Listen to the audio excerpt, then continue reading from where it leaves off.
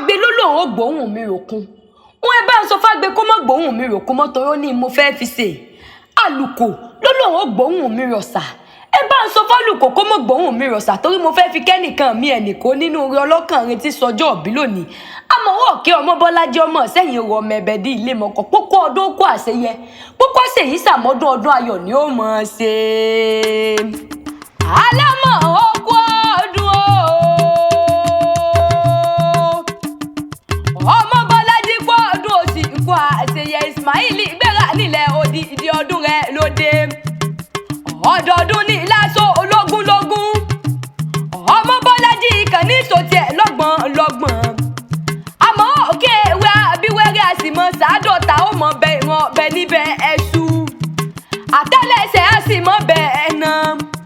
Àmọ́ sọdún ọdún èyí kórìjò ṣe tẹ̀mí sí nínú owó nínú ọlá. Ọmọ Bọ́lájí tálá ikú tí ṣe balẹ̀ ọ̀rọ̀ òjàre ìgbà rẹ̀ títí dùn yọ ọlọ́run ọba oníjó tán. Ismaili ó yá òòtà oníyàwó òkú láéláé. Àmọ́ ilé onílé ọ̀nà oníná ọgbàǹgbà ta onígbà lójú. Orí ojú ògbójú hàn bàbá tó bí ọlọ́mọ ń lọ. Ó gbọ́ ọdún òsì kó àṣeyẹ àṣeyí sàmọ́dún ọdún ayọ̀ ló sì mọ̀ ṣe. Àmọ́ ó gbọ́ bí olúgbogbo sí igbó. Ọmọ Bọ́lájí ó gbọ́ bí olúgbogbo tìrìgbò. Ismaili ó gbọ́ bí àwọn àgbàkan yìí tó gbó títí tó fowó sóúnjẹ ọ̀hún lọ́jọ́ ọjọ́ tí ó mọ̀ wúlò yọ títí lódò òkìní. Ó gbọ́ ọdún òsì kó àṣeyẹ àṣeyí sàmọ́dún ọdún ayọ̀ ló sì mọ̀ ṣe. Mo pọ́ lọ́dún ní mọ̀ọ́dún ẹ̀ lọ́dún bọ́dún bá ti dé. Oyin ló mọ̀ tiẹ̀ nínú afárá. Èkùkú mọ̀ tiẹ̀ lálàrèrè bòjò láti mọ̀ tiẹ̀ nínú àpá. Àmọ́ ó sọdún ọdún èyí kórìjì ó ṣe tẹ̀mí sí nínú owó nínú ọlá. Ọmọ Bọ́lájí tálá ikú tí ṣe balẹ̀ ọ̀rọ̀ òjàre ìgbà rẹ̀ títí dùn yọ ọlọ́run ọba oníjó tán. Alámọ̀ ó yá òòtà oníyàwó òkú láéláé.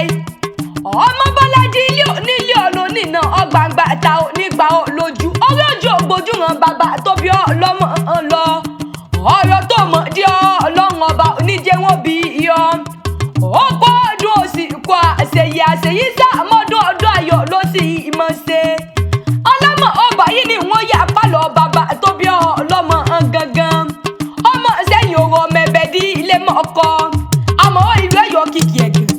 Ọmọ Bọ́lájí ìlú Ẹ̀yọ́ kìkì àpọ́nlé níbi ìtọ́jú ti bú ní ìtọ́jú gbẹnu lọ́lé bàbá tó bí ọlọ́mọ gangan. Mẹ́bí wọ́n ọlọ́mọ orò tí ń ké. Ìwọ ọlọ́mọ orò tí ń yọ̀ ṣẹ̀ṣẹ̀. Ọmọ orò tí kù yùmùyùmù lórí àpàrùn mẹ́bí iná Oriki ilé àwọn bàbá tó bí ọlọ́mọ. Ọmọ Bọ́lájí kékeré àṣẹyìn òun níká. Bọ́lájí àgbà àṣẹyìn aṣọ níhùn. Àmọ́ ọ̀dọ́mọdé àṣẹyìn ńkọ́.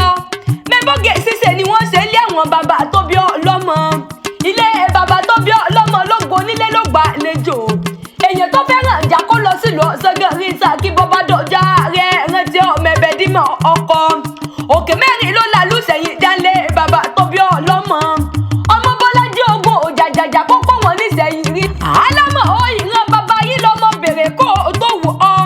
Níbi ìtẹ́wé ìpákí ti ń járí ìkẹ́.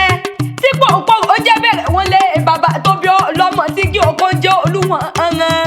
Ilé bàbá yìí làgbàdo ọjọ́ tí ń jẹ́ sí kàbọ̀ dí.